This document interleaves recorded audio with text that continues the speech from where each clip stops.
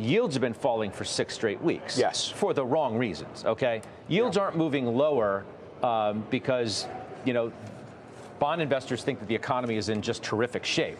Correct. Which leads me to a move of yours, which is buying the TLT. I did. And betting that rates are going to continue to fall. I am, because everything that I'm hearing from this administration is that they're focused on 2 clear economic outcomes. Lower oil prices, and I'm not necessarily sure they're going to be able to be successful there, and lower interest rates. And I think that I don't even think they're going to be pressuring the Federal Reserve. I just think Treasury Secretary Bessent has spoken to us here on CNBC, to other media outlets, about the 10-year Treasury. Yeah, so Fortune magazine says the new saying in the bond market is don't fight Bessent's Treasury. Right. Forget about don't fight the Fed.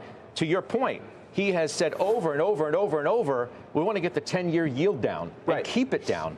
And I think that, in fact, is what's going to happen. I'm not saying, so my position doesn't require a recession, and I don't think we're headed to a recession. I do think the next 2 labor reports are going to look really ugly with all of the losses of government jobs.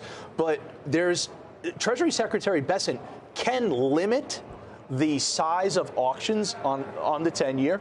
He can talk about loosening regulations in the banking industry and therefore incentivizing demand on the part of banks for those treasuries. So I just think that the low-hanging fruit for me is probably that the next 50 to 75 basis points for here in a 10-year Treasury is lower. And I'm pushing up against what sentiment thinks, because sentiment thinks tariffs are inflationary and we're going to get the spike in the 10-year. Well, okay. I mean, that's a big move. Maybe you get it, maybe you don't. But no, it's contrarian. It's contrarian, for sure. What I would say to you is just be careful, because when we ever get to the debt ceiling, I mean, Bessent's a smart man. He's a very smart man. That's why where he is. And he may just be talking down this market because he knows he's got to flood the market with treasuries once the debt ceiling's lifted. Brand, give me a real quick wrap, because I got to take a break here, but I want your perspective.